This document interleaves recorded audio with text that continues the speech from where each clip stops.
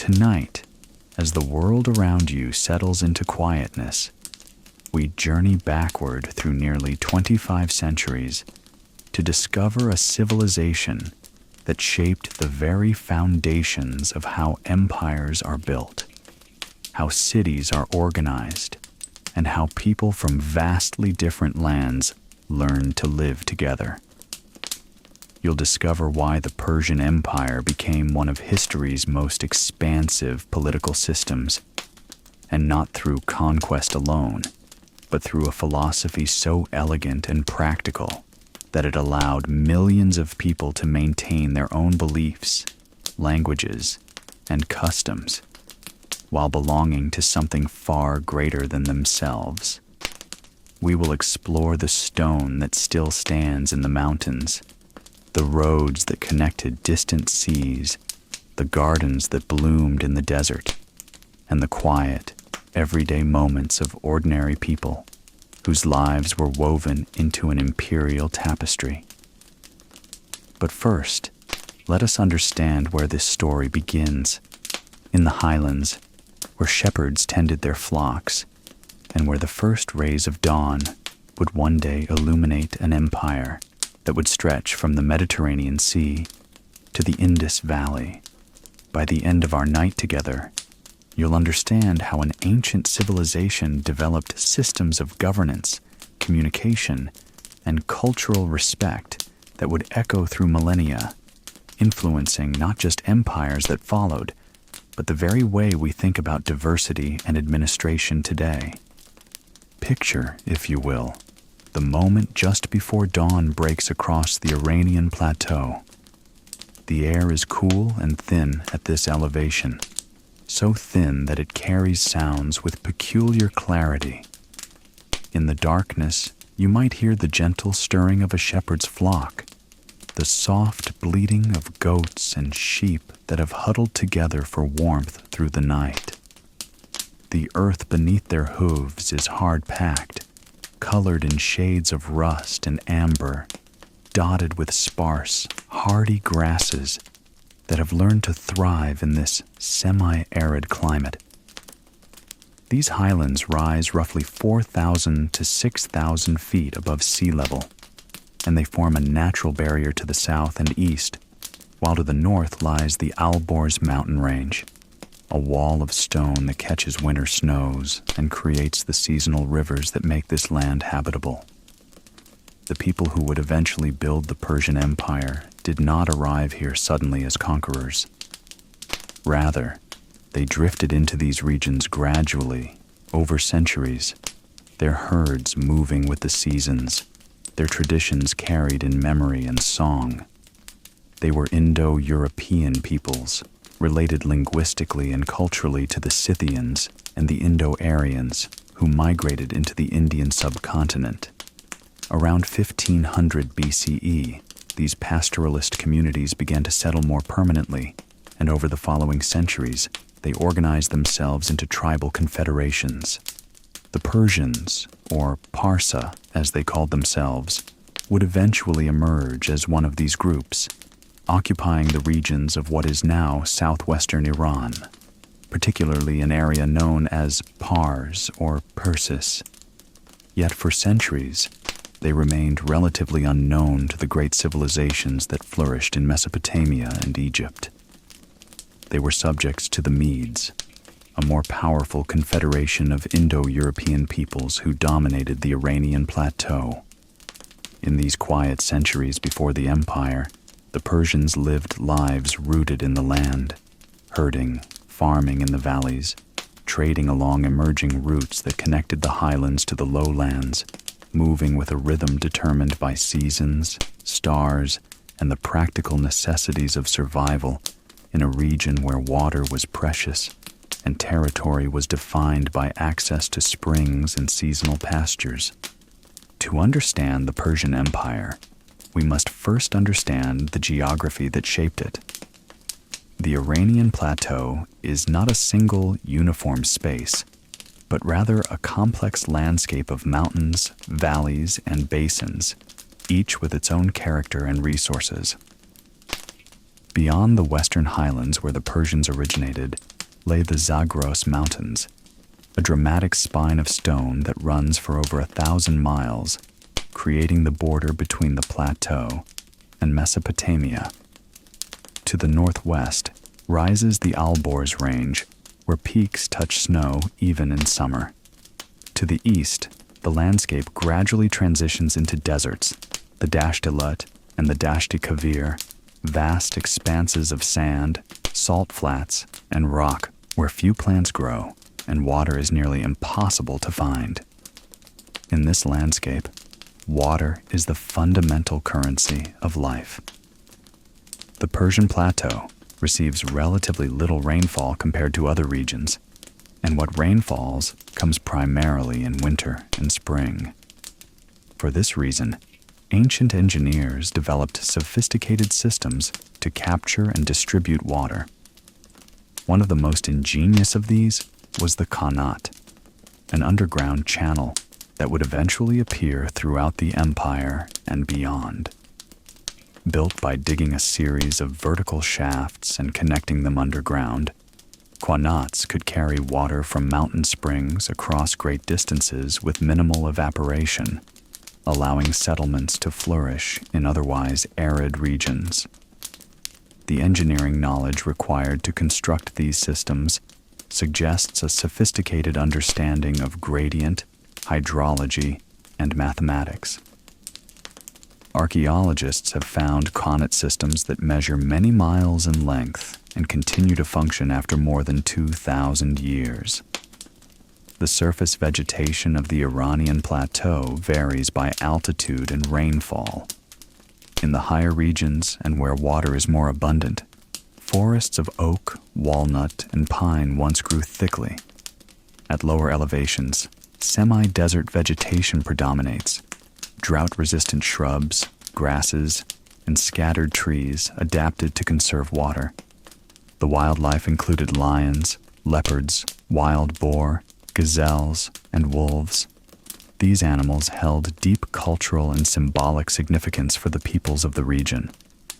By the time the Persian Empire reached its height, carefully managed hunting reserves were maintained for the aristocracy, with the king's hunting grounds being particularly prized as spaces of both practical sustenance and spiritual significance. The entire landscape, from the highest mountain to the lowest valley, seemed to embody a principle that would become central to Persian imperial philosophy: the coexistence of distinct elements held together by an underlying system. Just as the diverse terrain was unified by shared water sources and connected by trade routes, so too would the empire attempt to unite diverse peoples under a single administrative structure. Around 559 BCE, a man whose name was Cyrus came to power over the Persian tribes. The Persians at this time were still subject peoples, owing tribute and allegiance to the Median Empire, which dominated the plateau from its capital at Ecbatana. Historical records, particularly the inscriptions later commissioned by the Achaemenid dynasty and accounts preserved by Greek historians, describe Cyrus as a man of exceptional capability and vision. He began, as many tribal leaders did, by consolidating power among the Persian clans and eliminating rival factions. But rather than following the typical pattern of conquest in the ancient world, absolute domination, enslavement, and destruction, Cyrus pursued a different strategy. He gathered support among the Median nobility and army, offering them a place in a new political arrangement. According to historical records, the Median Empire fell to the Persians not through a catastrophic siege, but through a combination of military confrontation and political defection. By approximately 553 BCE, Cyrus had established Persian dominance over the Iranian plateau. Yet this was merely the beginning of his ambitions. To the west lay Lydia, a wealthy kingdom in what is now Turkey, whose territory extended to the coast of the Mediterranean and the Aegean Sea. Lydia controlled vast trade networks and possessed considerable wealth derived from gold deposits in its rivers. The king of Lydia, Croesus, was legendary in ancient times for his riches, and his name would become synonymous with wealth itself for centuries to come. In 546 BCE, Cyrus marched westward with his armies. The campaign against Lydia was decisive, but relatively brief. Cyrus's forces defeated Croesus in battle near the city of Sardis and rapidly overran the Lydian kingdom, extending Persian dominion all the way to the Mediterranean coast. But what happened next reveals something fundamental about Cyrus's approach to governance. Instead of destroying the temples, disrupting the social order, or displacing the local elite, he maintained many of the existing structures. Local governors were retained, local religious practices were respected, and tribute was demanded, but at levels that were relatively manageable. This pragmatic approach would become the hallmark of Achaemenid Persian administration. To the east, other campaigns followed. In 539 BCE, Cyrus turned his attention toward Babylon, one of the most ancient and powerful cities in Mesopotamia, a place where civilization had flourished for more than 2,000 years. The conquest of Babylon stands as one of the most instructive moments in Persian imperial history. The city of Babylon rose on the banks of the Euphrates River, its walls so famous for their height and thickness that they had become legendary. At its heart stood the great temple of Marduk, the chief deity of the Babylonian people.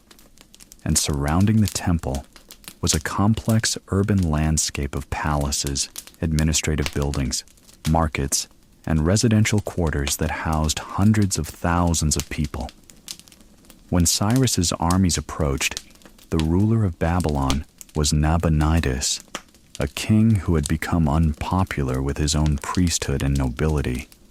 He had neglected the traditional festivals honoring the gods and had spent years away from the city, which the religious authorities interpreted as abandonment of his sacred duties.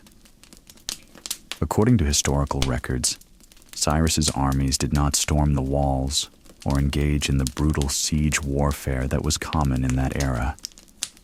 Instead, the Euphrates River, which ran through the city, was diverted, allowing Persian forces to enter the city through the riverbed while the population slept.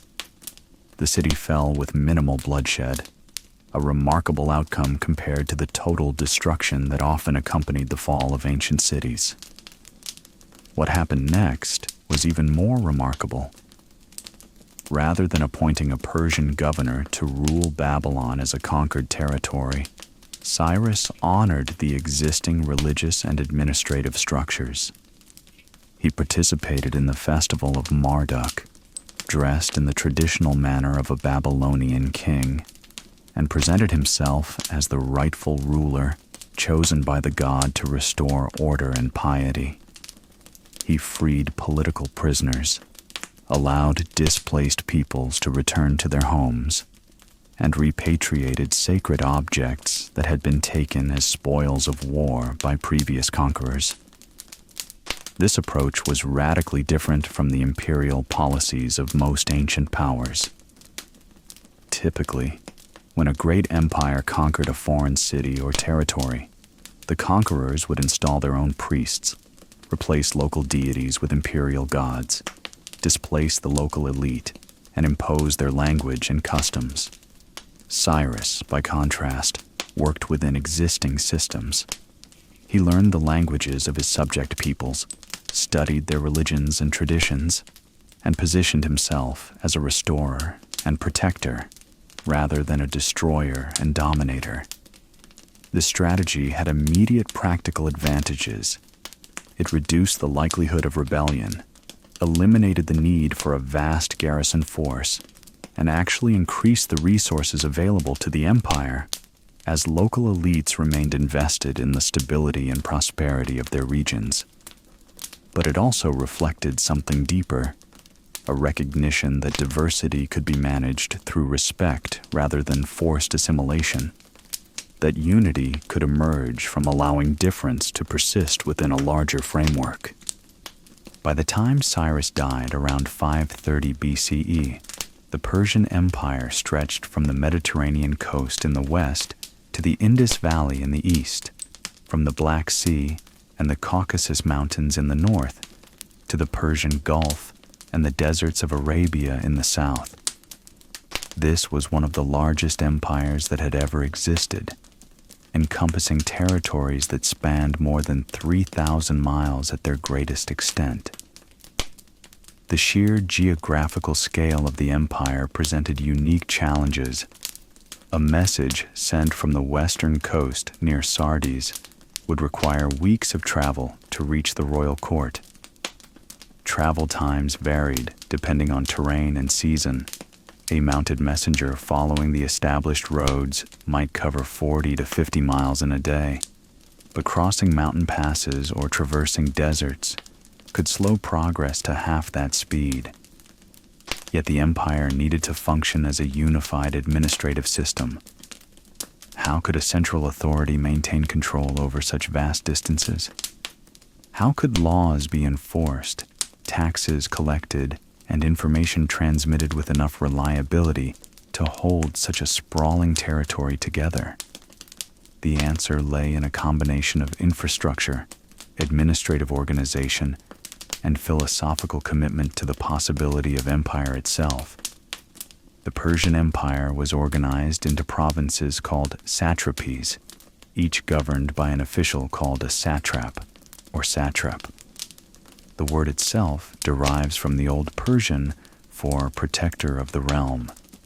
These satrapies were not arbitrarily drawn boundaries, but were generally established along lines that acknowledged existing ethnic, linguistic, and geographic realities. For instance, Egypt remained a distinct satrapy with its own traditional administrative structures. Babylonia and Assyria retained their ancient identities within the imperial framework. The Ionian cities of Asia Minor, which had previously been subject to Lydia, were organized into their own administrative unit.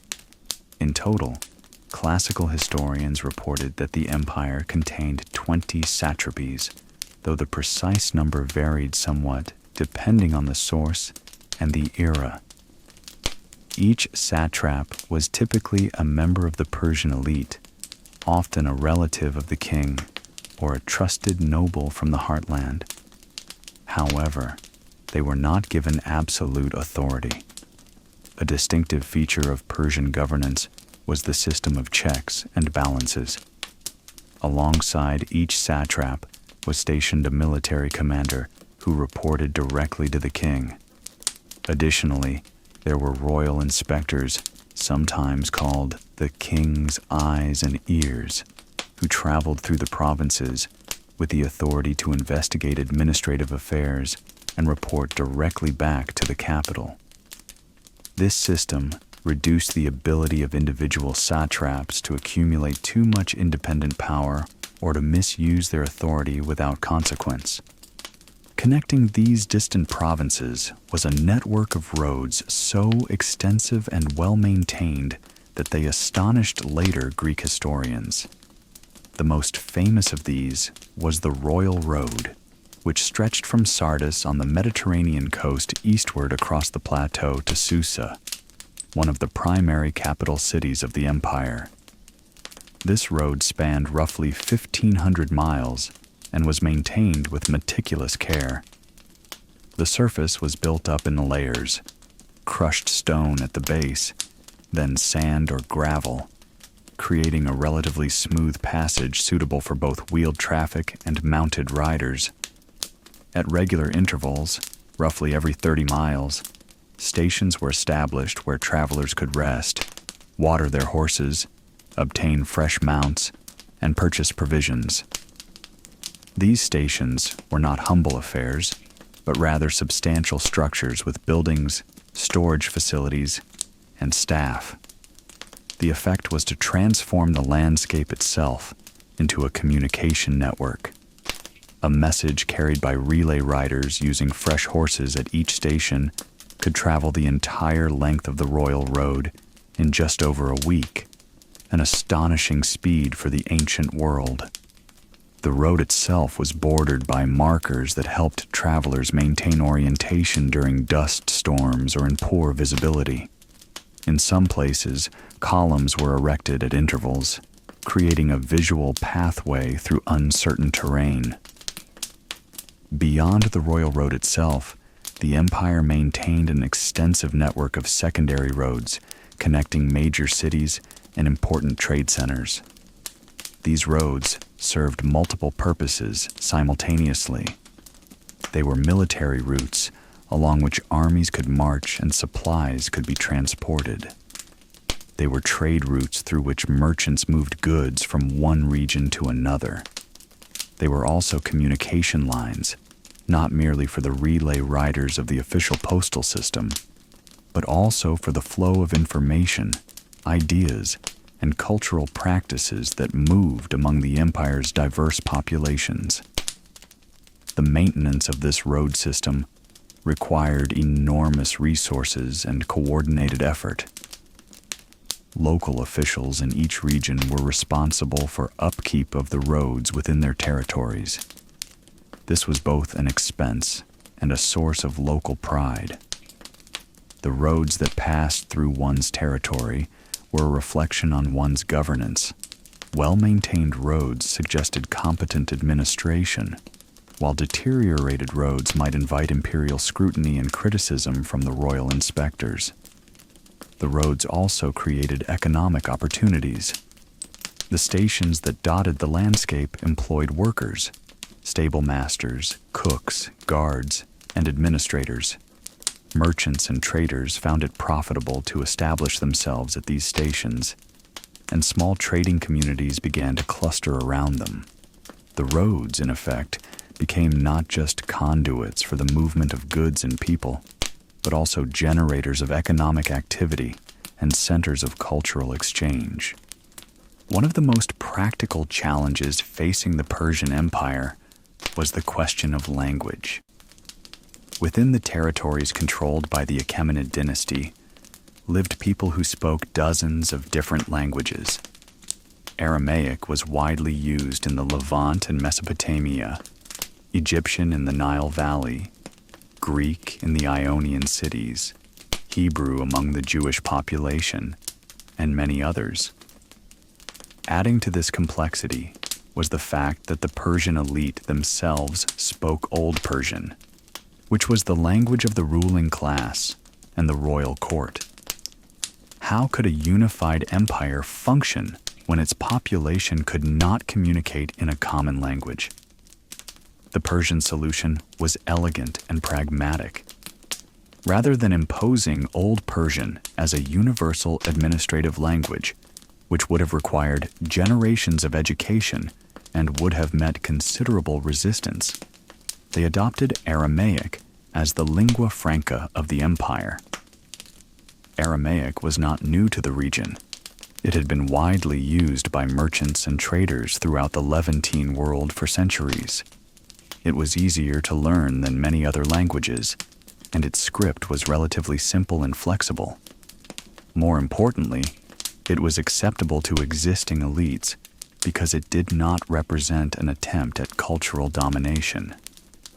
By establishing Aramaic as the official language of administration and trade, the Persians created a common language of official communication without requiring their subjects to abandon their native tongues. People throughout the empire could continue to speak their native languages in their homes and communities while using Aramaic for dealings with the imperial administration and for commerce. This created a practical multilingualism that allowed the empire to function efficiently. Official documents were written in Aramaic using a distinctive script. Taxes were calculated and recorded in Aramaic. Correspondence between provincial administrators and the royal court proceeded in Aramaic. Yet locally, In the villages and small towns and domestic spaces of the empire, people continued to speak their native languages, to preserve their local traditions, and to maintain their distinct identities. This tolerance extended to written language as well. Different regions continued to use their traditional scripts for local documentation. Egyptian hieroglyphic and Demotic script remained in use in Egypt. The Hebrew script was used for religious and administrative purposes among the Jewish population. Aramaic itself could be written in multiple scripts in different regions.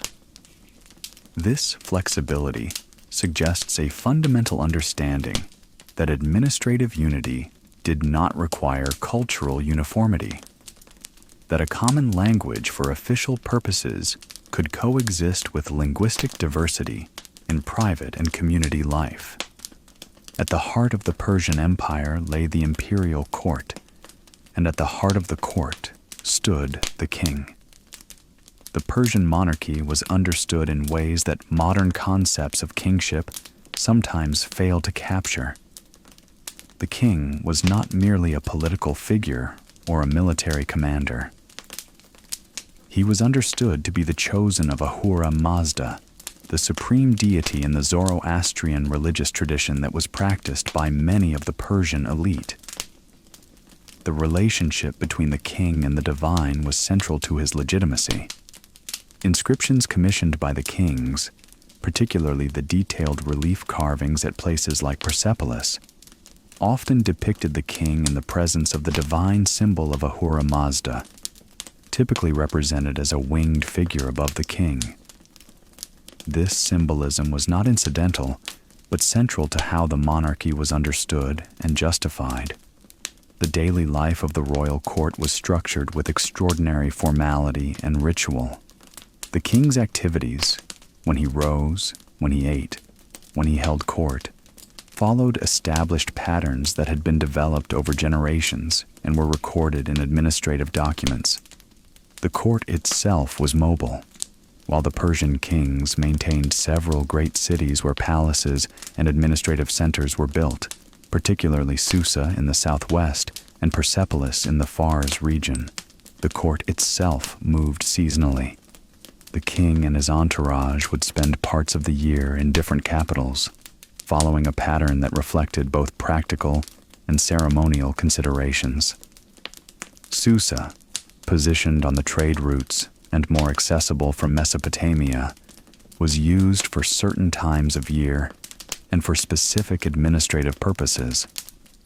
Persepolis, built on a high plateau in the homeland, was the setting for the most important religious and state ceremonies, particularly the annual festival of Nowruz, the Persian New Year that marked the spring equinox and the beginning of the new agricultural cycle. The construction of Persepolis was undertaken by Darius I around 515 BCE and continued through succeeding generations. The city was not primarily a residential center where the general population lived, but rather a ceremonial capital, a place of palaces, temples, administrative buildings, and vast courtyards where the great annual assemblies and festivals took place. The approach to Persepolis involved ascending a carefully designed processional way, a ramp flanked by sculptured figures and guarded by monumental gates. The most famous of these was the Gate of All Lands, decorated with relief carvings of protective spirits and inscribed with a statement in 3 languages proclaiming that it was built by Darius the king. The very architecture expressed the imperial ideology. The gradual ascent suggested the elevation of the viewer to a higher spiritual and political realm. The monumentality proclaimed imperial power and permanence, and the multilingual inscriptions announced that the empire encompassed many peoples. The interior courtyards of Persepolis could hold thousands of people during the annual assemblies. In these spaces, delegations from the various satrapies would gather to present tribute to the king. to witness great state ceremonies, and to participate in the festivals that marked the imperial calendar. The famous relief carvings that decorated the staircases in Persepolis show these delegations. Row upon row of figures, each identified by distinctive dress that marked their origin.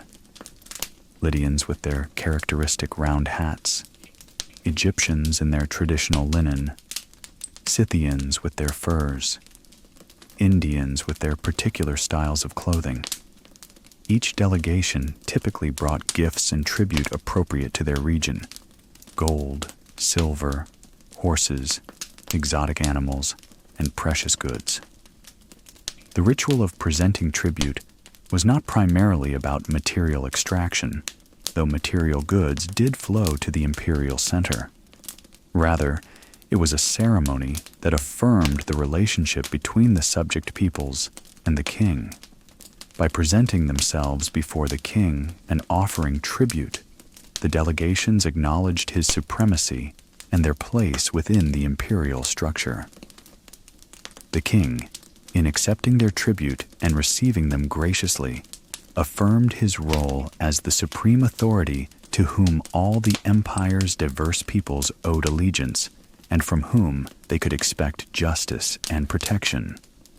Operating within and around the royal court was an extensive bureaucratic system that handled the actual work of governing the empire. The complexity and sophistication of this administration is evident from the archaeological records, particularly the thousands of small clay tablets that have been discovered, many of them written in Aramaic or local languages, documenting everything from tax assessments to inventory records to official correspondence. At the highest levels beneath the king were several key officials. The chancellor or prime minister held responsibility for overall administration and often served as the king's closest advisor. The military commander oversaw the imperial armies and reported directly to the king. There were treasury officials responsible for collecting taxes and managing the flow of resources throughout the empire. There were religious officials who managed temples and ceremonial affairs. Below these high officials were layers of administrators, judges, tax collectors, military officers, and countless clerks and record keepers who handled the actual business of governance. One of the most distinctive features of the Persian administrative system was its attention to record keeping and documentation.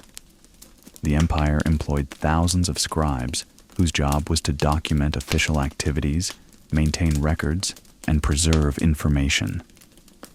These scribes worked in Aramaic in local languages and in Old Persian depending on the nature of the document and its intended audience. The maintenance of written records served several important purposes. It created an institutional memory that persisted even as individual officials changed. It provided documentation that could be referred to if disputes arose about what had been agreed or what had been owed.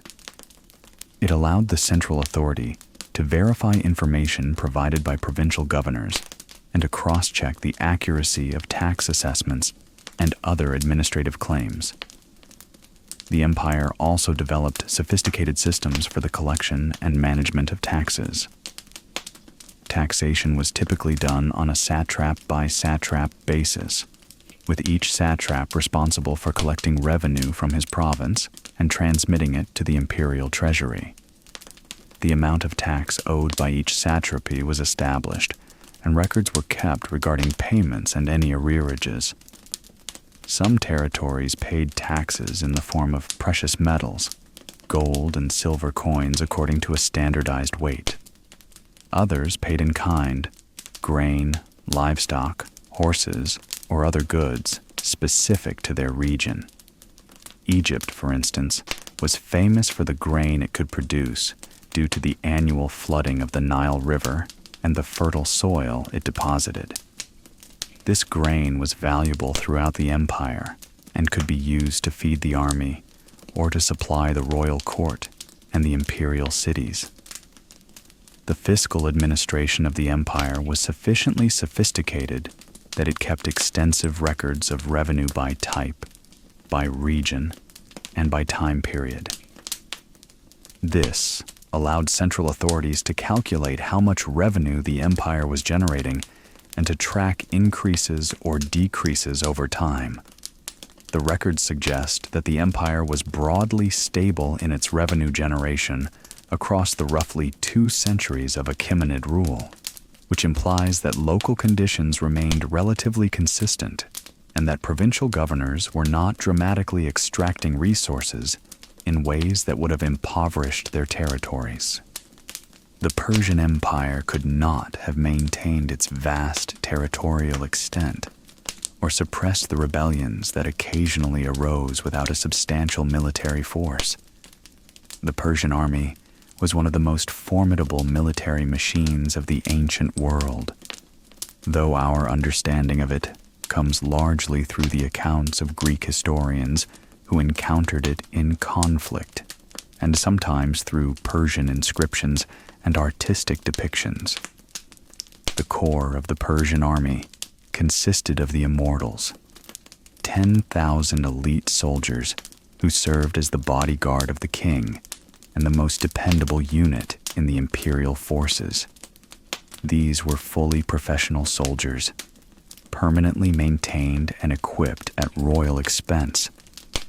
They were called the Immortals, according to Greek historians, because vacancies in their ranks were immediately filled, maintaining their number at exactly 10,000.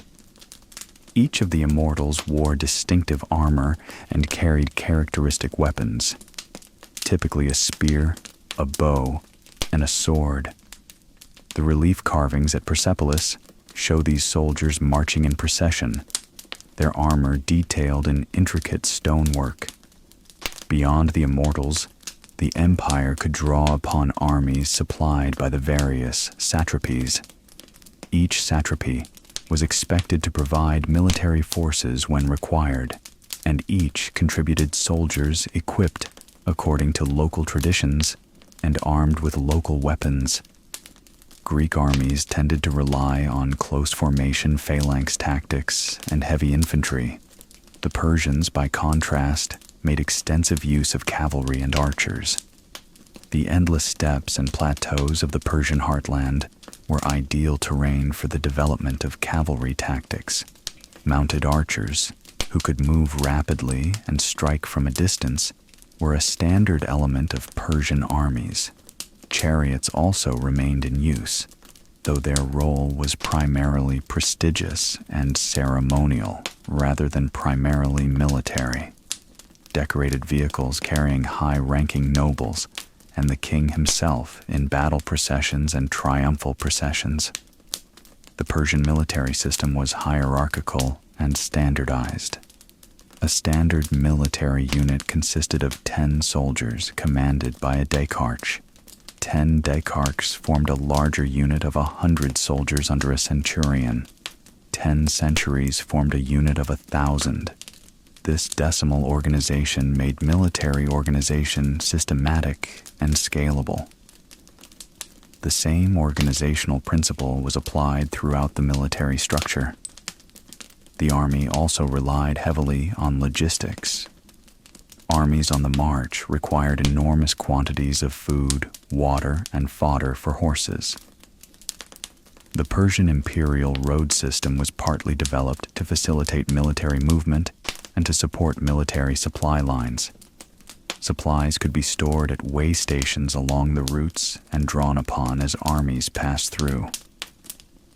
This logistics capability gave the Persian military significant advantages in campaigns within imperial territory. When suppressing rebellions or responding to internal threats, the empire could rapidly assemble and provision armies to move toward trouble spots. The military was also used for conquest and for securing imperial borders. Most of the famous military campaigns, Cyrus's conquest of Lydia, Cambyses' invasion of Egypt, Darius's campaigns against the Scythians and in India were either expansions of imperial territory or efforts to secure borders against external threats. By the time of Darius, the empire had reached a relatively stable territorial extent. Further campaigns were often defensive in nature, responding to Greek resistance to Persian rule in Ionia, conducting military operations to secure control over troublesome border regions, or responding to rebellions within the empire. The Persian military, despite its sophistication and the resources devoted to it, ultimately could not overcome all challenges. The most famous military confrontation involving the Persian Empire was the series of wars against Greek city-states beginning in 492 BCE. These conflicts would eventually lead to the decline of Persian military dominance and would provide fodder for centuries of Greek historical accounts that would shape how later generations understood the Persian Empire. To understand the Persian Empire is to encounter Zoroastrianism, one of the world's ancient religions, and one that profoundly shaped Persian imperial ideology and practice. The religion is traditionally attributed to the prophet Zoroaster, though the historical time period in which Zoroaster lived remains debated among scholars. Some suggest he lived as early as 1500 BCE. Others place him in the 7th or 6th century BCE. Regardless of the precise chronology, Zoroastrianism had become deeply embedded in Persian culture and elite consciousness by the time of the Achaemenid Empire. The fundamental elements of Zoroastrianism revolved around the conflict between good and evil, order and chaos. At the center was the concept of Ahura Mazda, the wise lord or the supreme deity. Opposing Ahura Mazda was Ahriman, the evil spirit or the destructive principle. The universe, in Zoroastrian cosmology, was a battleground between these two forces. Humans had the freedom and the responsibility to choose which force they would serve and support.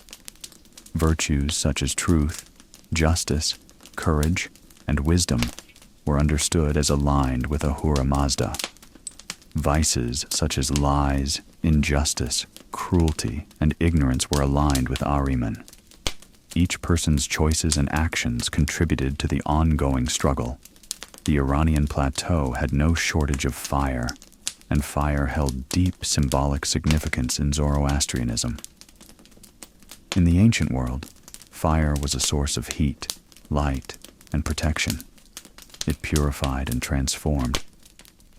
In Zoroastrian practice, sacred fires were maintained in temples, and fire was used in rituals and ceremonies.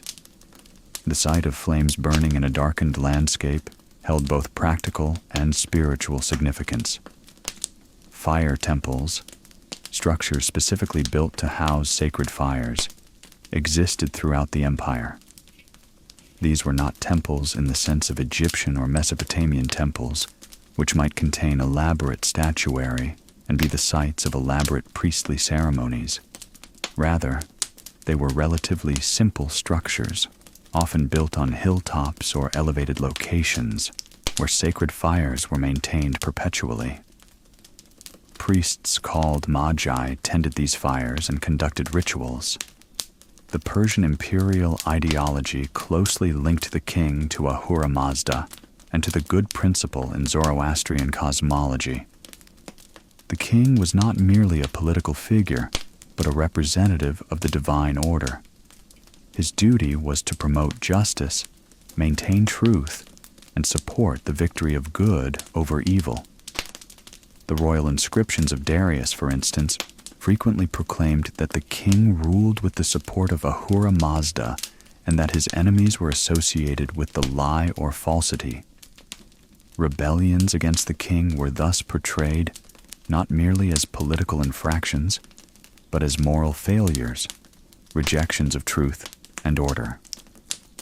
However, it is important to emphasize that Zoroastrianism, despite its status as the religion of the elite, and of the imperial ideology, did not become the forced religion of all empire subjects. The Persian approach to religion was generally tolerant. Other religions and practices continued throughout the empire. Jews maintained their religious practices in the Levant. Egyptians continued to worship their traditional gods. Greeks in the Ionian cities practiced their ancestral religion. The Persian authorities permitted these religions to continue and often supported them materially. The famous decree attributed to Cyrus allowed Jews who had been exiled in Babylon to return to Jerusalem and to rebuild their temple. This decree was not necessarily motivated by Zoroastrian theology, but rather by practical political considerations. A contented, religiously satisfied population was less likely to rebel. The support for local religions and the appointment of priests to maintain them was a way of affirming ties with local elites and populations. A priest in Egypt who received imperial support was incentivized to support the imperial system and to encourage his congregation toward loyalty and compliance. In effect, the Persian approach to religion was to recognize its importance to people's identities and loyalties while not attempting to impose a single religious orthodoxy throughout the empire. This approach paralleled the Persian tolerance for linguistic and cultural diversity. Just as Aramaic served as a common language of administration, while local languages persisted, Zoroastrianism served as the ideological framework of the imperial system, while local religions continued to be practiced by the population. Beyond the grand architecture of the imperial cities and the high politics of the court, the Persian Empire was fundamentally a human landscape populated by countless ordinary people engaged in the everyday work of living. In the villages and towns throughout the empire, people rose with the dawn, conducted the work necessary to sustain themselves and their families, and settled into the evening with the setting sun. The majority of the empire's population were engaged in agriculture.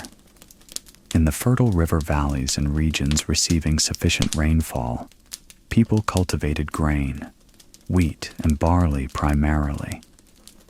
In areas where irrigation was possible, particularly where qanats or other water systems had been developed, a more diverse array of crops could be grown. Date palms flourished in the warmer southern regions and provided both food and materials for construction and craft work. Vineyards were cultivated in regions with suitable climate and elevation. Vegetables were grown in kitchen gardens associated with homes and settlements. Livestock, sheep, goats, cattle, and horses were raised throughout the empire. Sheep were particularly important, providing wool for textiles and meat for food. Goats were hardy animals suited to semi-arid regions. Horses were valued for transportation, warfare, and as a source of prestige. The breeding of particularly fine horses became an imperial concern, and certain regions of the empire became famous for the quality of their horses. The rhythm of agricultural life was determined by the seasons. Plowing and planting occurred in spring. Summer months involved tending crops and managing irrigation. Harvest happened in late summer and early fall, and was a time of intense labor as people worked to gather crops before weather or pests could damage them. Winter was a quieter season, though not entirely idle. Animals had to be cared for, tools had to be maintained or crafted, and indoors, women engaged in textile production, spinning wool and weaving it into cloth. Beyond agriculture, many people engaged in craft work. Potters created vessels for storage and cooking. Metalworkers fashioned tools, weapons, and decorative items from bronze, iron, and precious metals.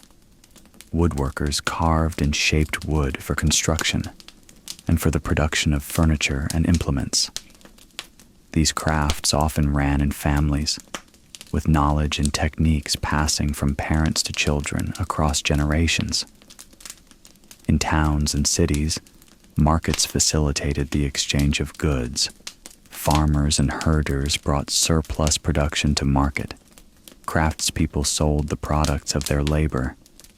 Merchants operated trading enterprises, buying goods in one region where they were abundant and relatively inexpensive, and selling them in another region where they were scarce and therefore valuable.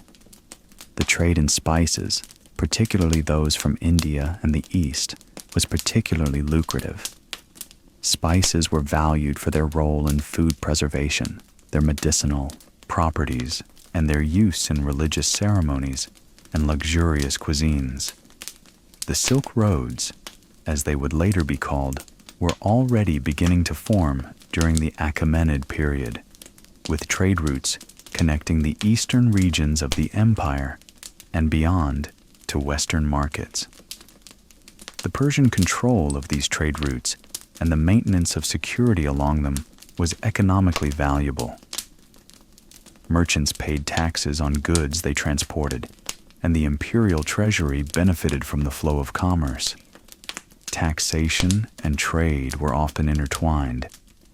The same roads used by merchants were also used by tax collectors traveling to provincial towns.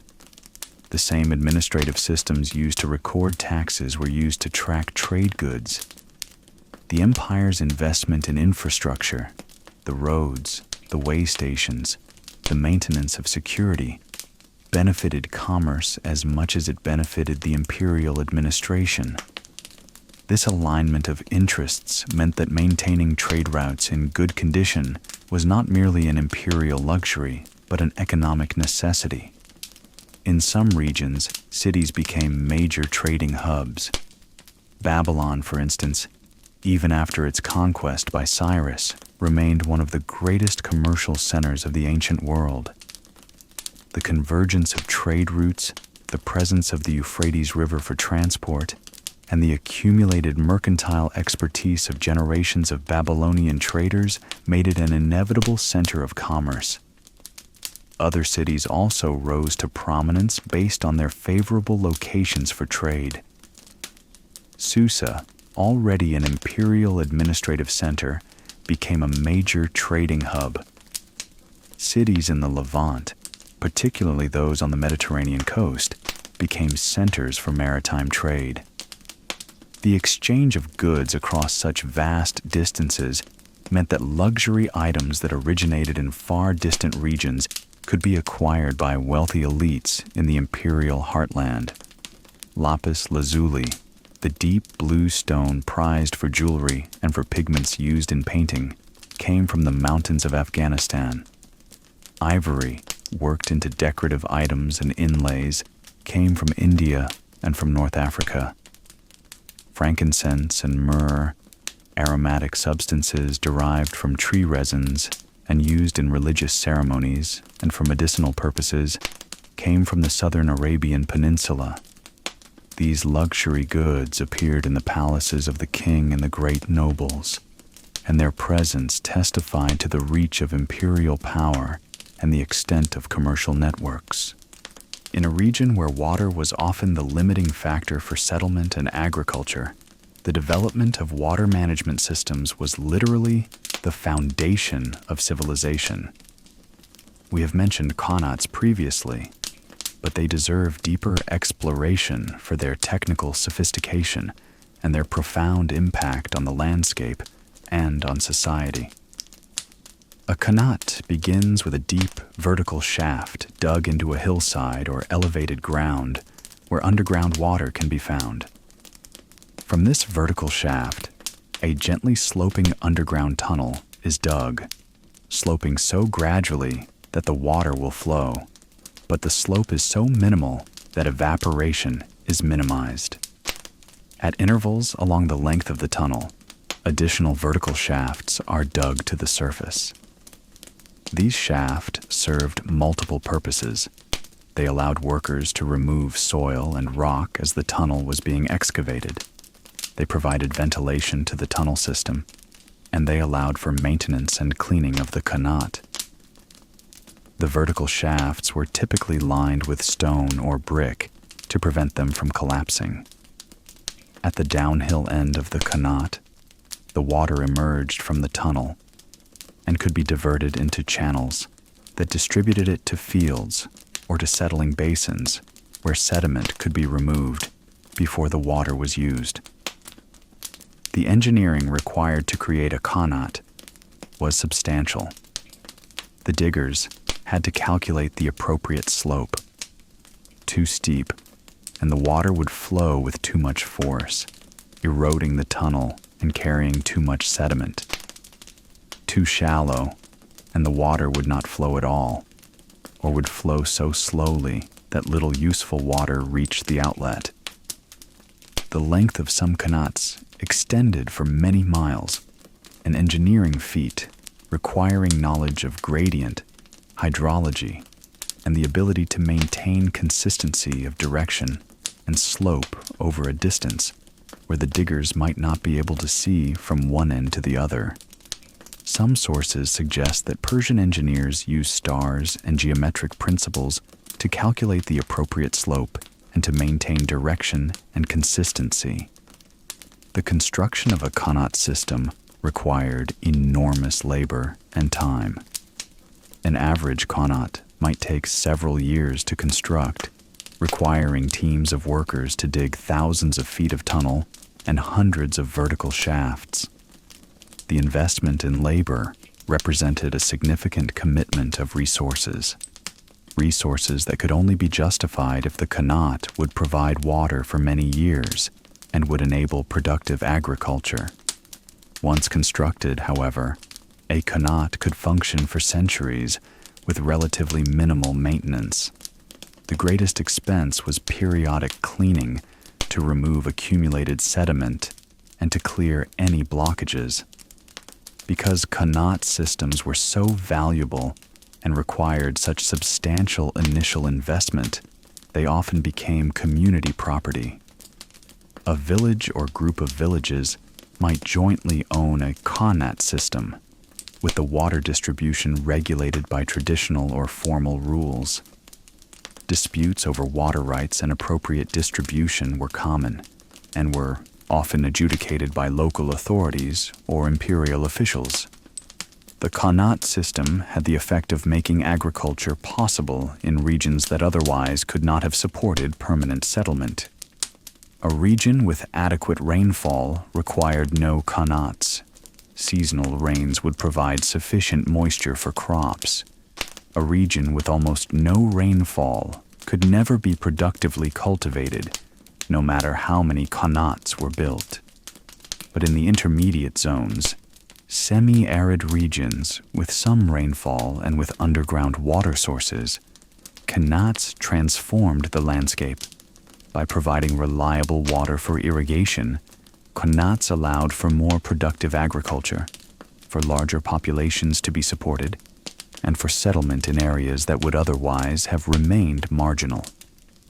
Over time, the accumulation of qanat systems created a humanized landscape where the distribution of settlement was determined not by rainfall patterns alone, but by the presence of water-bearing aquifers and the willingness to invest in the engineering required to access them.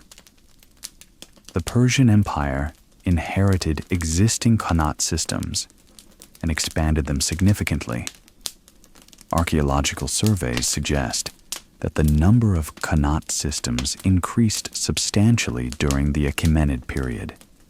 This expansion required both capital investment and technical knowledge, suggesting that the imperial system facilitated the construction of these water systems through either direct imperial funding or the creation of conditions in which local elites were motivated to invest in such projects.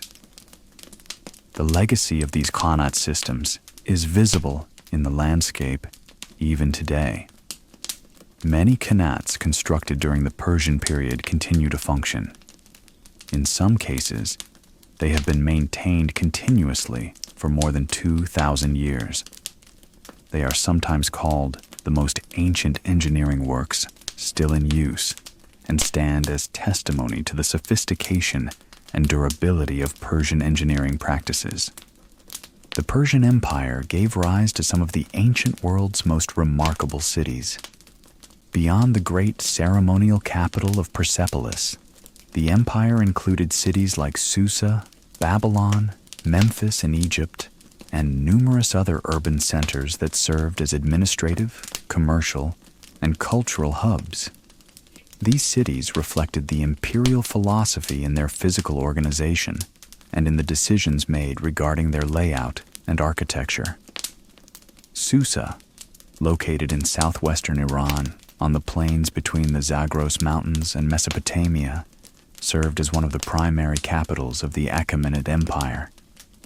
The city had a long history, having been inhabited since at least the 4th millennium BCE. When the Persians conquered it, they transformed it while respecting its historical identity. The famous palace of Darius at Susa was constructed with architectural features that drew from multiple traditions.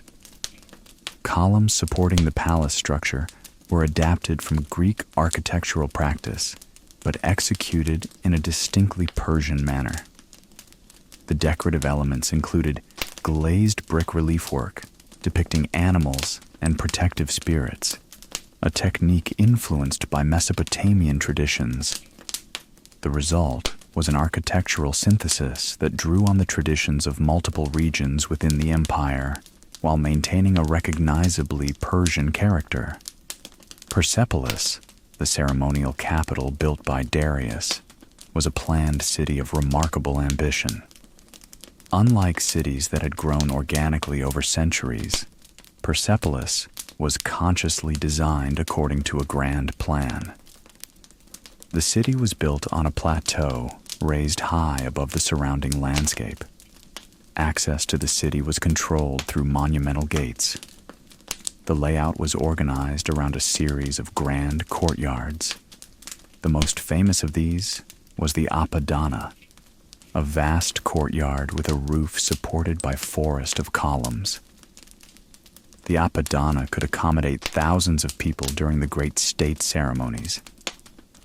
Adjacent to the Apadana were the treasury buildings, the palaces of the king and his family, quarters for the palace guard, administrative buildings, and temple structures.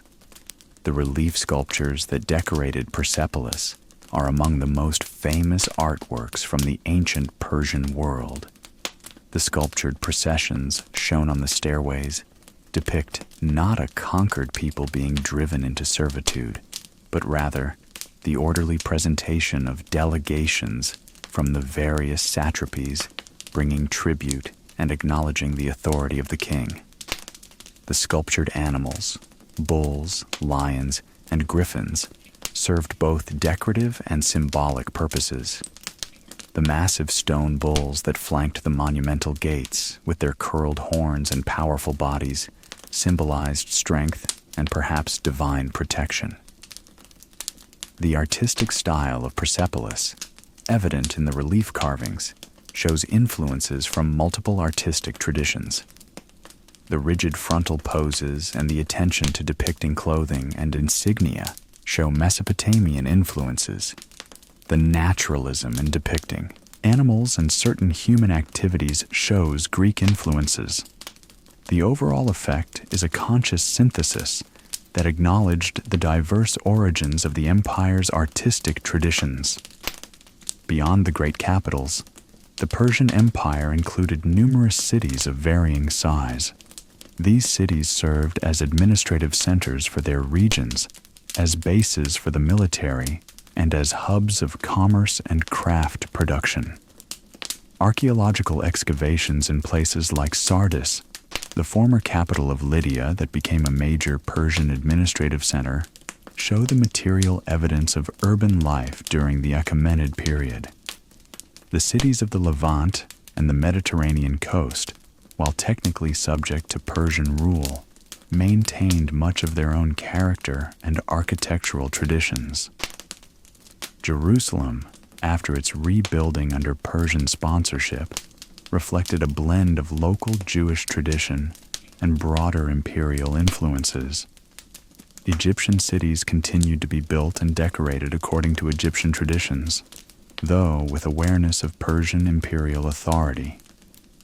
The variety in architectural styles across the empire reflected the Persian principle of respecting local traditions while maintaining imperial authority. A city governed according to Persian administrative principles and paying taxes to the Persian imperial treasury might nonetheless maintain its own architectural traditions and religious practices. Our understanding of Persian society often focuses on the imperial court and high political and administrative structures. Yet the fundamental social unit was the household, the family, and the extended network of relatives and dependents who shared a domestic space. Within these households occurred the daily negotiations of power, the transmission of knowledge from one generation to the next, and the socialization of children into the values and practices of their society. The structure of households varied depending on social class and region. An aristocratic household in the imperial heartland would be substantially different from a farming family's household in a provincial town, which would differ from an urban craftsperson's household. Yet, certain patterns appear to have been relatively widespread. Households were typically organized around male authority. The senior adult male of the household, the father or grandfather, held authority over the household's resources and over decisions affecting the family's future. Multiple generations often lived in proximity, if not literally under the same roof. Sons would bring their wives into the paternal household or establish separate households nearby. The extended family remained a unit of mutual obligation and support. Within households, significant labor was divided by gender. Men typically handled the agricultural work, the management of animals, and work in craft production or commercial activities. Women managed the domestic space, including food preparation, textile production, the care of children, and often the management of household resources when the male household head was engaged in other activities. The position of women in Persian society was not uniform.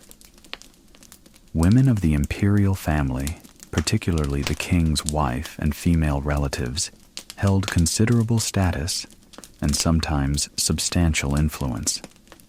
The mother of the king might be particularly influential in court politics. Women in elite families had access to education and literacy, and some participated in property ownership and economic management. Women from non-elite backgrounds had fewer opportunities for formal education and literacy, but nonetheless played essential roles in their households and communities. In poorer households, women's labor was essential to economic survival. They engaged in agricultural work alongside men during harvest times. They produced textiles and craft goods that might be sold for income, and they engaged in trade activities. Women might operate small market stalls selling produce, fish, or craft goods. In urban centers, women were not confined exclusively to domestic spaces, but moved through the public sphere for shopping, conducting business, and participating in community activities. The family operated partly as an economic unit. Resources controlled by the household, land, animals, craft tools, or commercial goods, were jointly managed for the family's benefit. Marriage was typically an economic arrangement negotiated between families, with the transfer of goods and property being central to the negotiation.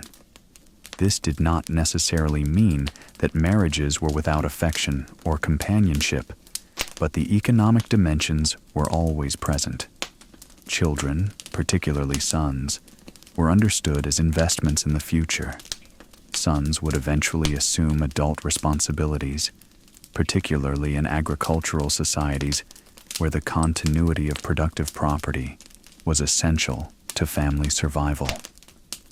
Daughters represented resources that would leave the family upon marriage, but they also created valuable alliances with other families.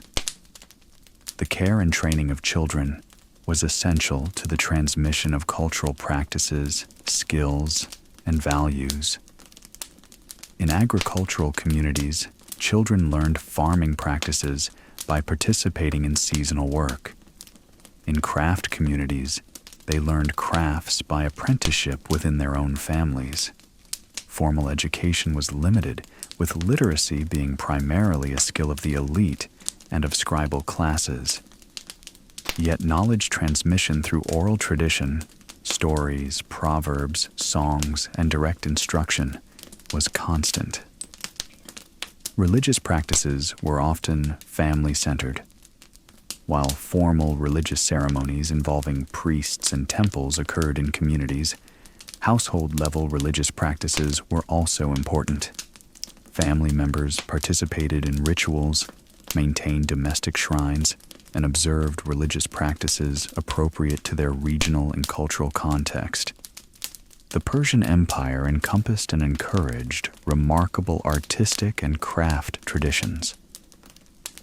The evidence of these traditions survives in the material remains discovered by archaeologists and in descriptions provided by ancient writers who witnessed Persian culture. Metalworking represents one of the highest achievements of Persian craftsmanship.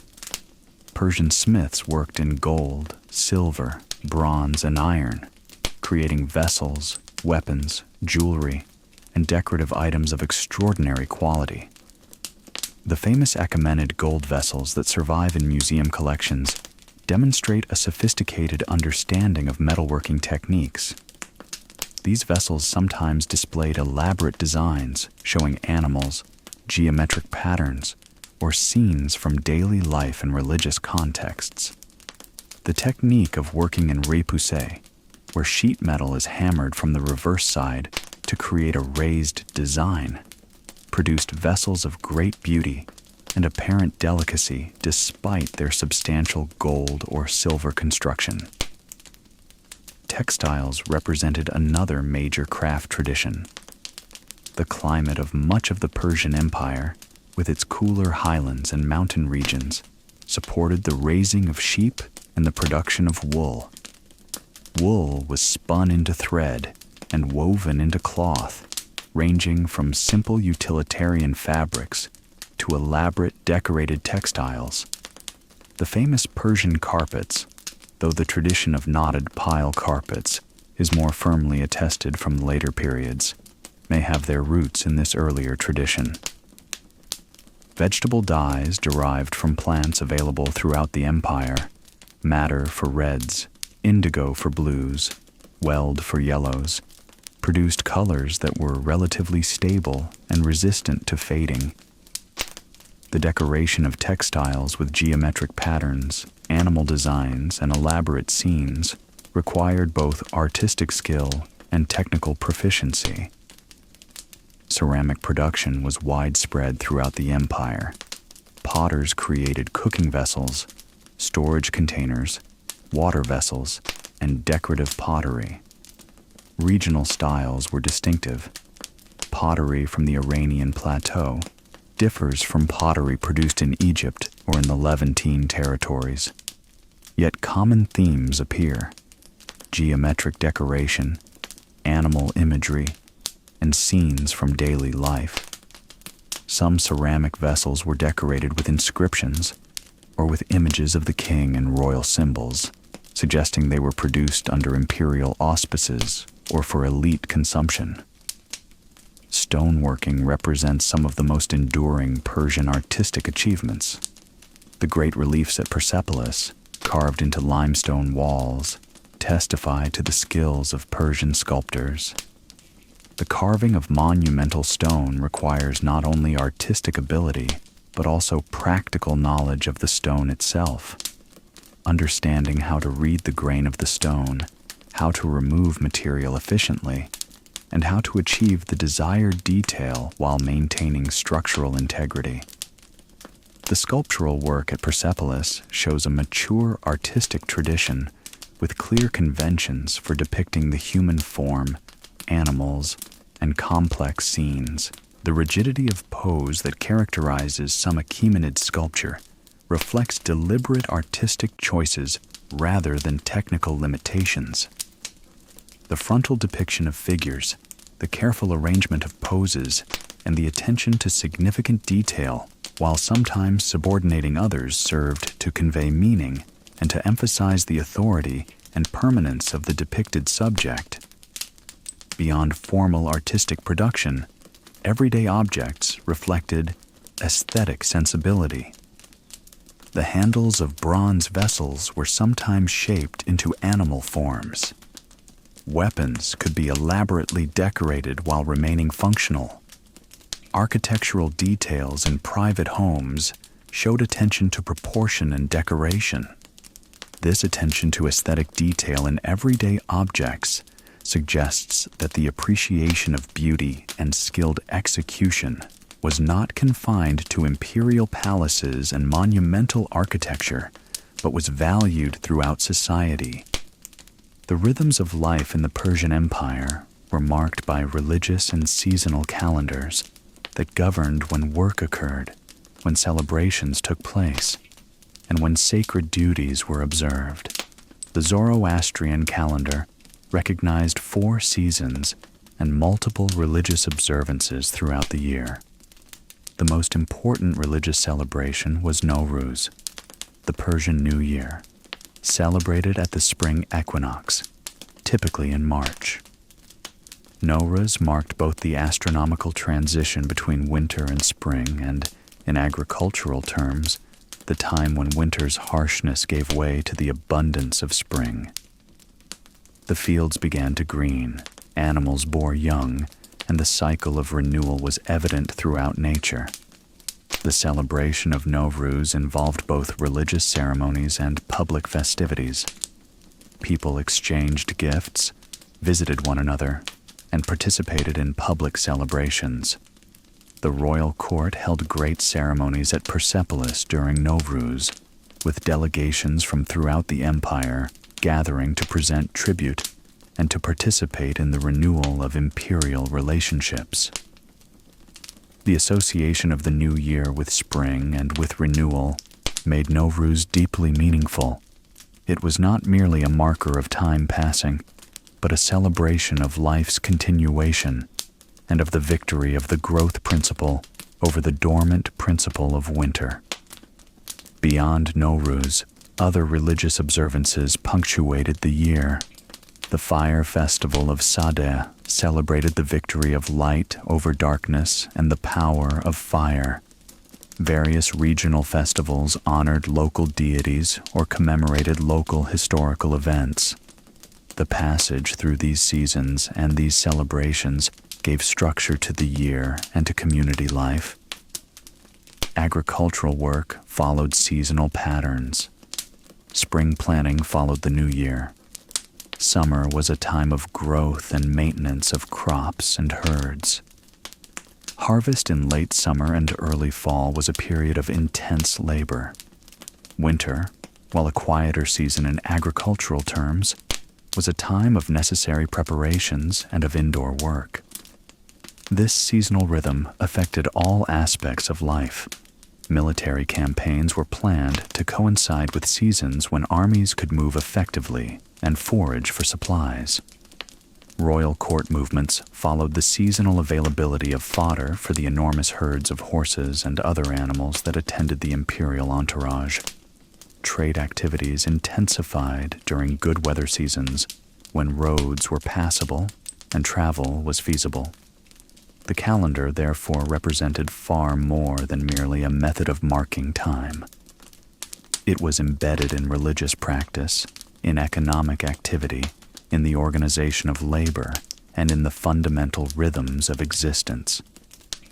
The shared adherence to this calendar, despite the diverse cultures and regions of the empire, provided a sense of common timing and shared observance.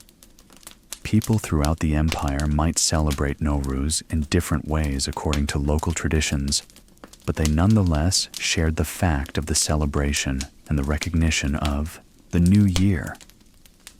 This common calendar provided an additional layer of imperial unity, subtly reinforcing the sense of belonging to a larger commonwealth with shared observances and shared time.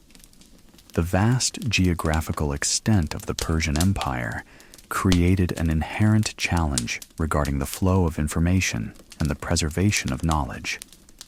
How could the central authority remain informed about conditions in distant provinces? How could knowledge developed in one region be shared with another? How could the accumulated wisdom of the empire be preserved for future generations?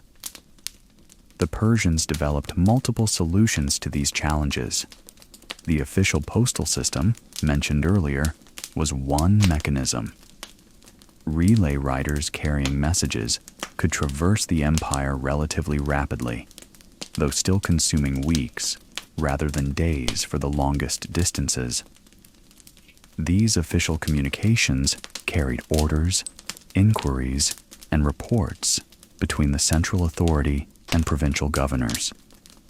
Beyond official communications, there was a constant flow of unofficial communication. Merchants, travelers, and other ordinary people moving along the roads and exchanging information and goods as they traveled. The technologies of writing played a central role in preserving and transmitting knowledge.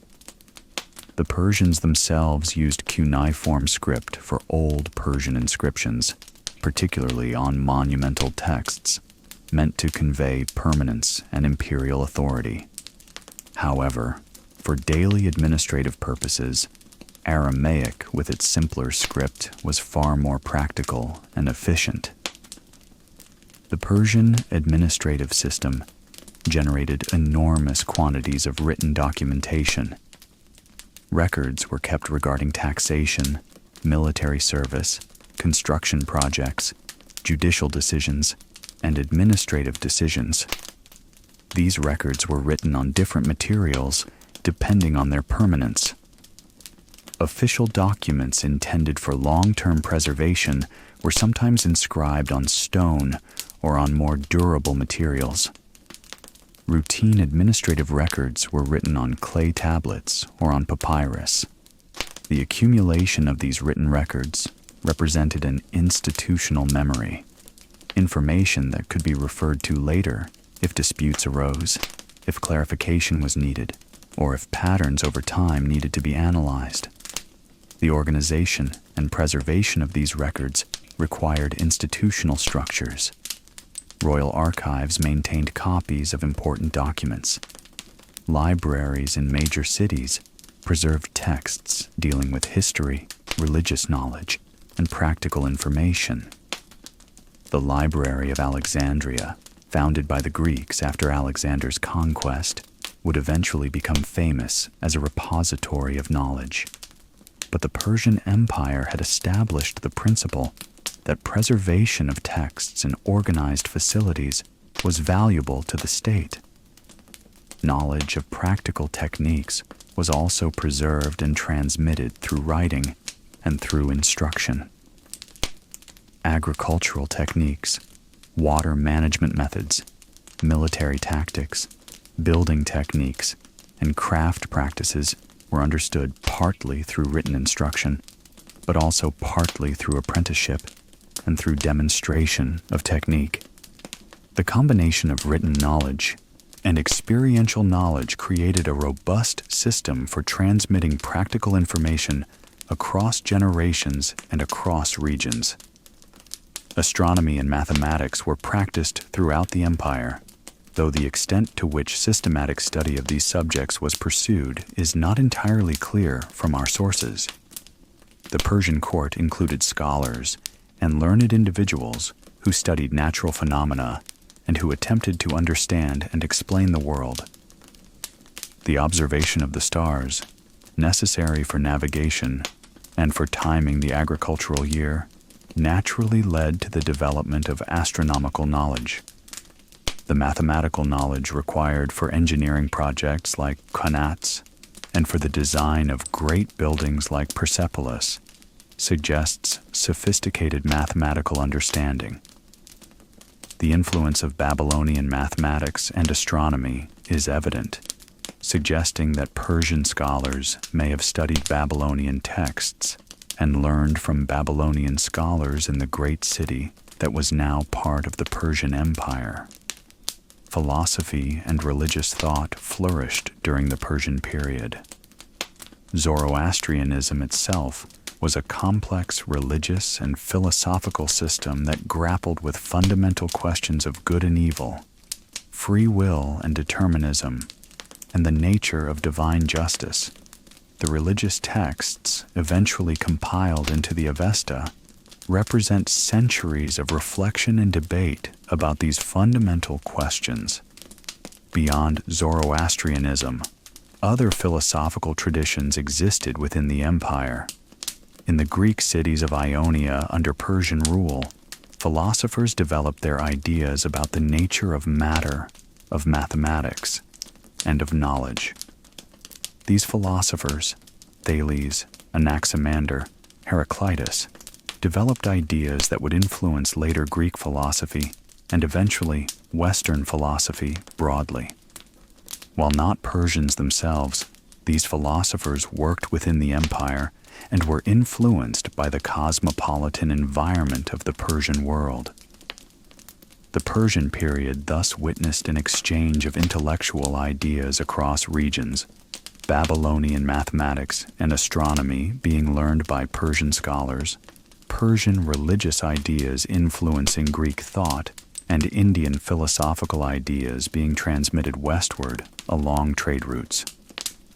This intellectual exchange represented the empire at its most constructive, creating spaces where different traditions could be encountered and synthesized. The Persian Empire, despite its vast extent and sophisticated administration, was not without challenges. The very size and diversity of the empire created inherent tensions. The fact that the empire encompassed dozens of different ethnic groups, religions, and languages meant that centralized control was always incomplete. The constant investment of resources in maintaining military forces and administrative structures reflected the ongoing need to sustain imperial control. Rebellions occurred periodically throughout the empire's history. These rebellions took various forms. Sometimes they involved conquered peoples attempting to reclaim independence or to restore earlier political structures. Egypt, in particular, demonstrated a repeated tendency toward rebellion. The Egyptians had a long tradition of independent civilization and looked to ancient pharaohs as exemplars of proper rule. Under Persian administration, Egypt was ruled by Persian governors, and taxes were extracted to support the empire.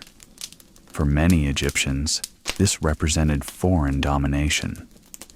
Periodically, Egyptian nobles would attempt to mobilize support for rebellion against Persian rule. These rebellions sometimes enjoyed temporary success, but were generally suppressed. Another source of instability came from rival claims to the throne after the death of a ruling king. The Persian succession was not formalized as strictly as in some other political systems. While the king typically had designated an heir, there was sometimes ambiguity about who exactly should succeed. This ambiguity created opportunities for rivals to claim the throne.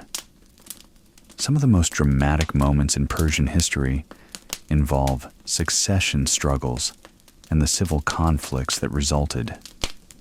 The interaction between the Persian Empire and the Greek city-states represents another major challenge to imperial stability. The Greek cities of Ionia, in what is now Turkey, had come under Persian control as Cyrus expanded westward. These cities were incorporated into the empire and, like other subject peoples, were required to pay taxes and to provide military contributions. However, the Greek cities had their own traditions of political independence and democratic practice. Over time, tensions arose between the Persian Empire, which expected compliance and deference to imperial authority, and the Greek cities, which valued their autonomy. The result was a series of military conflicts beginning in 492 BCE. These conflicts, sometimes called the Greco-Persian Wars, were among the most famous military confrontations of the ancient world, not because the Persians lost, but because Greek city-states resisted with remarkable determination.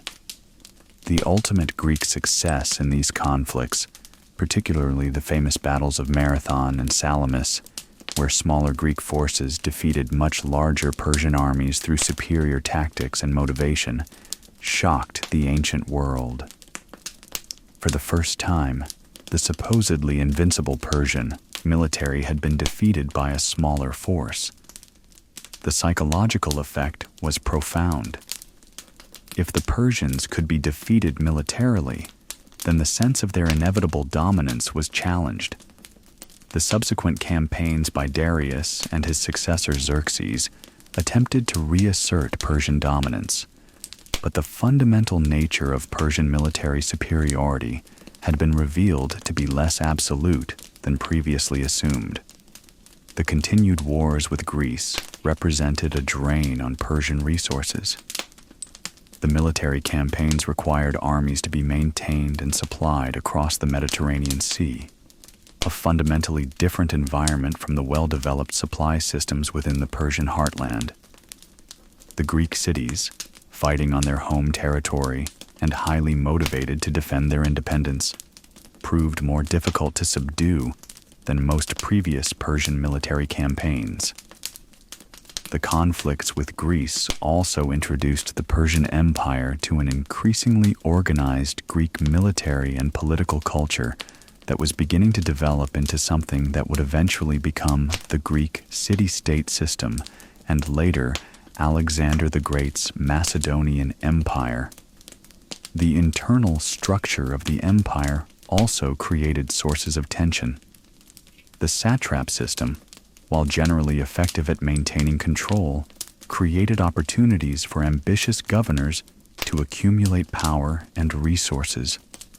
A satrap who governed a wealthy region and who controlled significant military resources might begin to wonder whether their loyalties truly needed to remain with the distant central authority. The royal inspectors and the system of checks and balances were meant to prevent such ambitions from developing, but they could not eliminate the temptation entirely. Some satrapies rebelled against central authority at different times. These internal challenges, combined with the persistent threats from external enemies and from the repeated rebellions of conquered peoples, meant that the Persian Empire required constant attention and resources to maintain. The empire did not reach a static equilibrium, but rather existed in a state of continuous management, with new challenges regularly arising. While Cyrus is often remembered as the founder of the empire, it was Darius I who reigned from approximately 522 to 486 BCE, who transformed the Achaemenid state into the powerful, well-organized empire that became historically famous. Darius came to power through struggle and conflict. When Cyrus died around 530 BCE, the succession passed to his son Cambyses, who conducted successful military campaigns, most notably the conquest of Egypt. However, Cambyses died without a clear heir, and a period of internal conflict followed as various nobles and princes competed for the throne. Darius, who was likely a younger member of the royal family, eventually emerged victorious from this conflict. According to Darius's own inscriptions, he defeated several rival claimants to the throne, and then systematically suppressed rebellions that threatened the stability of the empire. These inscriptions, carved into rock faces at Behistun in western Iran, describe Darius's campaigns in first-person narrative and represent one of the most important historical documents from the ancient Persian world. They detail how Darius defeated pretenders to the throne and how he brought rebellious provinces back under central control. Darius's major accomplishments included the reorganization of the empire's administration, the standardization of systems of measurement and currency, and the expansion of the empire's territory. His reorganization divided the empire into the system of satrapies discussed earlier. His standardization of measures and weights created common systems that facilitated trade and tax collection throughout the empire. His standardization of currency, while not entirely eliminating local coinages, created a common medium of exchange that made commerce more efficient. Darius also undertook an enormous construction program. Beyond his famous ceremonial capital at Persepolis, Darius commissioned the construction of roads, canals, and administrative buildings throughout the empire. The investment in infrastructure during Darius's reign was substantial and reflected his vision of the empire as an integrated system of connected territories. Darius also expanded the empire's boundaries. His campaigns extended Persian control into parts of India and into northern territories bordering the Black Sea. He attempted to expand further into Greece, which led to the famous military confrontations with Greek city-states. While the Greco-Persian wars would eventually prove to be a stalemate with the Greeks resisting Persian conquest, the campaigns were nonetheless ambitious and represented Darius's determination to extend imperial influence. Darius also established the principle that the empire could be governed effectively from a central authority through a system of interconnected provinces, professional armies, and sophisticated administration. This system proved durable and would continue after Darius's death. The reign of Darius thus represents the consolidation of the Achaemenid Empire from a newly established state into a sophisticated imperial system. The infrastructure, the administrative systems, and the cultural vision that Darius established would continue through the remainder of the Achaemenid period. One of the most distinctive features of the Persian Empire was its ability to encompass and synthesize diverse cultural traditions. This was not merely tolerance for diversity, though tolerance was present, but rather an active engagement with and incorporation of cultural elements from across the empire. The great cities of the empire became cosmopolitan centers where people from different regions met, traded, and exchanged ideas. In Babylon, Mesopotamian cultural traditions persisted and continued to influence the intellectual life of the empire. In Egypt, Egyptian traditions and the priesthood remained central to local identity and religious practice. In the Ionian cities, Greek philosophical and artistic traditions flourished. Yet at the same time, these distinct traditions existed within the framework of Persian imperial unity. Persian artistic styles, evident particularly at Persepolis and other imperial centers, incorporated elements from multiple traditions.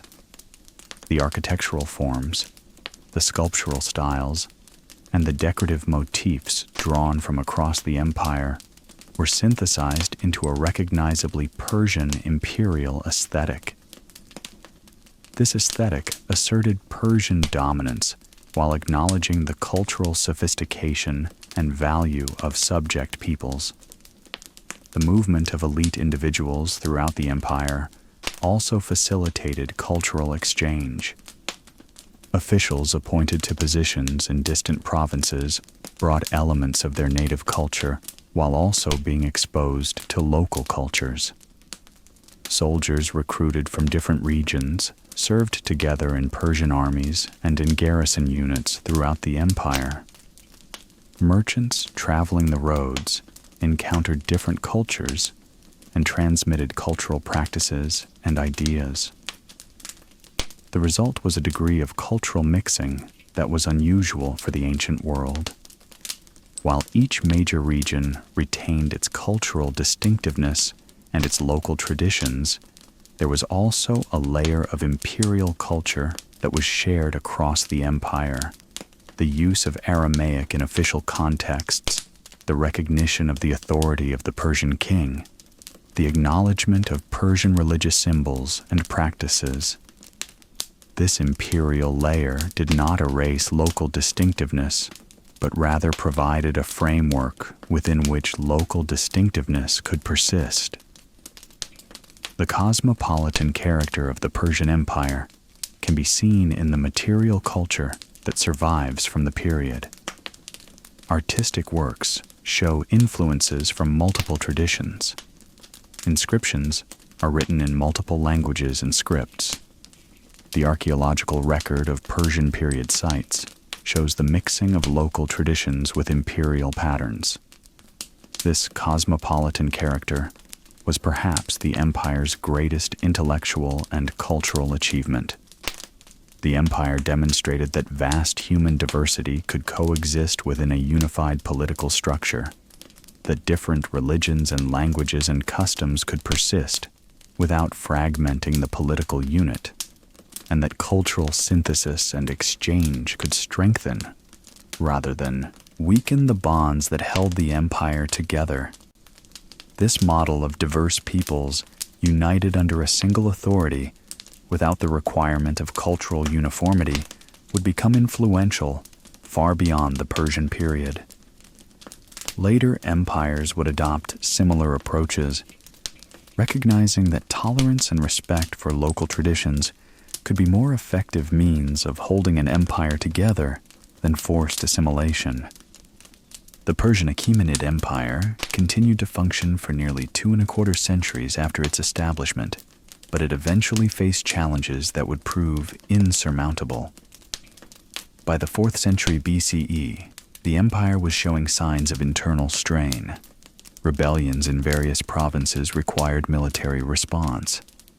Resources spent on military campaigns to suppress rebellions and to maintain borders against external threats meant less resources for the maintenance of infrastructure and administration. The successive kings after Darius and his immediate successors sometimes lacked the administrative skill or the military ability to maintain the empire's cohesion. In 334 BCE, a young king named Alexander of Macedon invaded the Persian Empire from the northwest. Alexander led a Greek army that had been equipped and trained with innovations in military tactics and organization. He defeated the Persian forces in a series of battles and rapidly conquered the empire's western territories. By 330 BCE, the last Persian king, Darius III, had been defeated and killed. The Persian Empire as a political entity ceased to exist. Yet this political ending was not an ending of Persian cultural influence. Alexander's conquest brought Greek and Macedonian rule to the territories that had been the Persian Empire, but Greek rulers could not simply erase Persian cultural traditions, administrative systems, and ways of life. When Alexander died, his empire was divided among his successors. The Seleucid dynasty, which controlled the Persian heartland and Mesopotamia, adopted many of the administrative practices of the Persian Empire. The satrap system continued under Greek rulers. The city of Babylon continued as an important administrative center. The emphasis on maintaining local traditions and local religions continued. The syncretism of Greek and Persian culture that emerged in this post-Alexandrian period is evident in the surviving artifacts and in historical accounts. Greek ideas about governance and philosophy mixed with Persian and Babylonian traditions. The cultural legacy of the Persian Empire thus persisted even as the political entity disappeared. The administrative models developed by the Persians influenced how later empires organized themselves. The tolerance for local traditions and local religious practices became a model that other empires would adopt. The sophisticated road system and the emphasis on infrastructure that characterized the Persian period influenced how later rulers thought about the necessity of developing transportation and communication networks to hold large empires together. The Persian Empire also left a substantial intellectual legacy. The religious ideas of Zoroastrianism would influence Judaism, Christianity, and Islam. The philosophical and scientific ideas developed in the Persian period would be preserved and transmitted to later ages. The history of the Persian Empire itself became a subject of great interest to Greek historians. While these Greek accounts were often written from the perspective of those who had opposed Persian expansion, they nonetheless represented attempts to preserve and understand Persian history. Through these Greek accounts, much of what we know about the Persian Empire today has been transmitted to us. The end of the Achaemenid period thus did not represent an end to Persian history or Persian cultural influence. Rather, it represents a transformation. The political empire gave way to cultural, religious, and intellectual influences that persisted and shaped the development of subsequent civilizations. The achievements of the Persian Empire, the development of sophisticated administration, the creation of systems of communication and infrastructure, the demonstration that cultural diversity could coexist within political unity, the development of religious and philosophical ideas, continued to influence human civilization long after the last Persian king fell from power. Tonight, we have journeyed through more than 2 centuries of one of history's greatest empires, from the highlands where shepherds tended their flocks to the great ceremonial palaces where kings received delegations from the known world. We have encountered a civilization that, despite the constraints of vast distance, diverse peoples, and limited communication technologies, managed to create a system of governance that held together for generations. We have seen how practical problems, maintaining control across great distances, collecting taxes from diverse regions, communicating between the center and the periphery, were solved through infrastructure, administration, and a philosophy that recognized that diversity could be preserved within political unity. The Persian Empire was not perfect. It faced rebellions, military defeats, and internal conflicts. It eventually fell to conquest. Yet in the span of its existence, it accomplished something remarkable. It demonstrated that an empire need not erase the identities of its subject peoples to maintain political control. It showed that respect for local traditions, local religions, and local autonomy could coexist with centralized authority. It built roads and water systems that transformed landscapes and made settlement possible in regions that had previously been marginal. It created administrative systems, patterns of thought, and cultural achievements that would influence human civilization for centuries and millennia to come.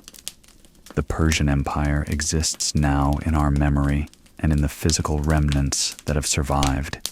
The stones of Persepolis, the inscription of Behistun, the qanats that still carry water through ancient channels, the ideas that persist in religious and philosophical traditions.